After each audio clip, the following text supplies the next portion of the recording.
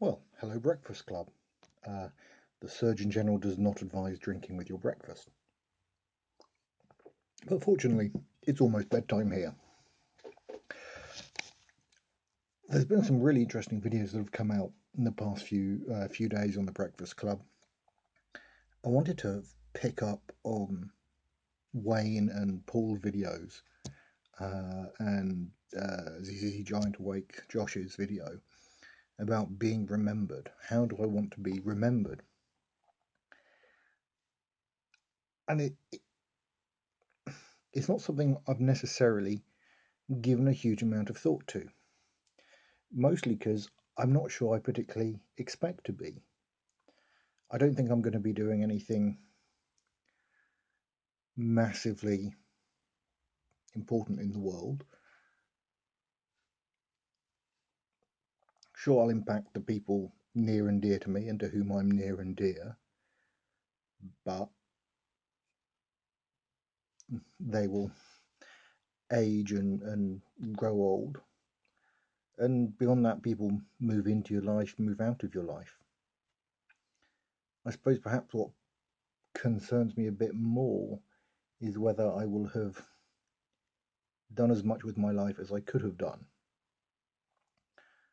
Whether, I suppose, whether I'll have fulfilled the potential, the opportunities offered to me.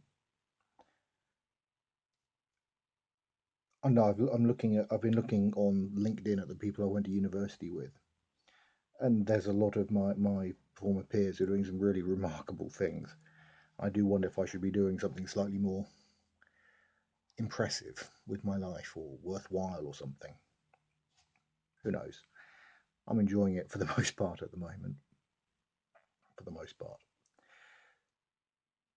Did lead me to start thinking though about sort of living a good life and so on. Whether it's actually sort of possible to, at least in the West, or to lead a Western style life. We've all got mobile phones, computers, and so on. There's almost certainly conflict minerals in them.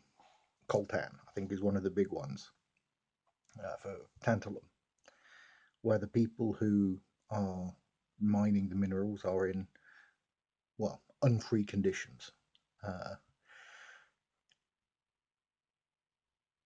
Similarly with our effect on the environment. Now, I don't have a car. I maybe travel by aeroplane once, twice a year now, um, and so on. But even so, with the computer running upstairs, you know, lights on, and beyond that, just the way that people in the West live isn't sustainable.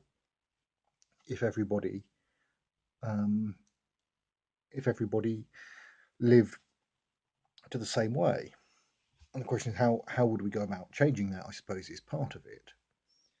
But also, is there something fundamentally immoral about the way we live? So now it's what we're sort of socialized to, what we're given to expect, what everyone around us does, and that's part of the way we sort of construct our behavior, learn our behavior, and so on. But at the same time, we are trashing the planet and trashing a lot of other people on the planet. There are things out there like Fairphone, which, as far as possible, doesn't use conflict minerals. You could choose to buy energy to a greater or lesser extent from renewable nuclear sources, which I think are all preferable to fossil fuels and so on. But I don't particularly. A lot of other people don't as well, and it's just that. I mean, apart from any sort of particular malice, I'm sure everyone's generally quite nice and so on. Is there just something fundamentally wrong about, should we all be being a bit more like Natharine in Galdos's book, and well, maybe not quite wearing hair shirts and so on, but just not having as much stuff, not just doing as much, not using as much power. I don't know. As ever, I don't know. The other video I watched, I think it was Paul's from a couple of days ago. or yesterday, so I'm not entirely sure what day it is anymore, about the possibility of a brokered convention in the US. Now, uh, I'm not an expert on what's going on. I don't know exactly how the system started and so on. What I do wonder is if there's going to be some push for change on both sides after this.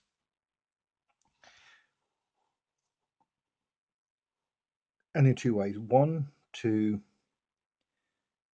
do something about regularizing the system so that everyone's using more similar systems for primary elections and so on. Maybe not, but also there being a clearer connection between votes cast and delegates received, but also in particular doing something about the position of superdelegates. Now, I can understand the logic to an extent of having of giving, if you like, the grandees of a party a particular say. That does, of course, have present its problems in that if they're the swing vote, it's clearly going to disenfranchising people who have who voted the other way, who may have, say, if Bernie Sanders got a majority of the popular vote, majority of pledged delegates, but lost because superdelegates went to Hillary or the other way around, whatever it happens to be. Similarly, with the Republican nomination, whether there'll be pushes from anywhere to sort things out. I think it'd be interesting if they could start using a preferential system, where you rank one, two, three, and see, if that would make any difference. I don't know at all if that's possible. It's interesting though that we've had a similar sort of discussion within the Labour Party in the UK. The leader of the Labour Party was elected basically by three colleges. One was the members of Parliament, I think members of the European Parliament, and so on. Another was the membership, and then the third college was trade unions and socialist societies.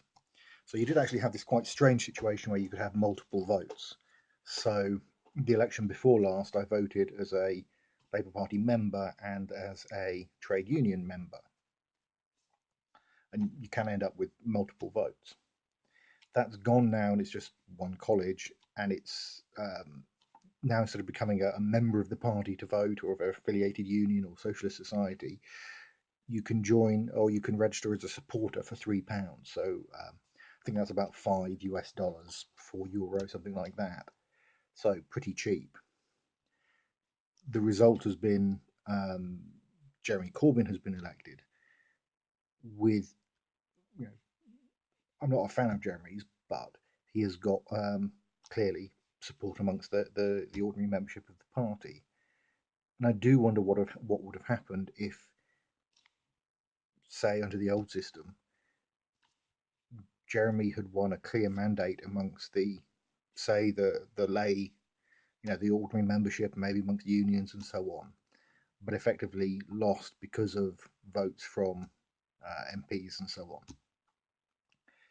It's an interesting one though, because presumably you would expect that MPs, MEPs, or superdelegates have some knowledge about what's going on and what is most likely to achieve the policies that the party wants. Of course, there's a balance there. They can become institutionalized part of the system. It strikes me that and this is something that Paul said, so I'm starting to ramble now, and I think I've probably gone much longer than I intended. This is something that seems to be true in the US and certainly true in the UK, that the organizing structures we have are fundamentally made for a very different time. Much as you have, Paul was talking about people, when people were illiterate and traveling by horseback, and so you had to send people from, place to place with information and don't let everybody vote, directly. The Labour Party is, internally, it's about bits reporting to other bits further up the chain and all the way up. And it's quite cumbersome and quite slow, and it really isn't yet making use of the interwebs for what they could be useful for. I'm not sure what the solution is to that,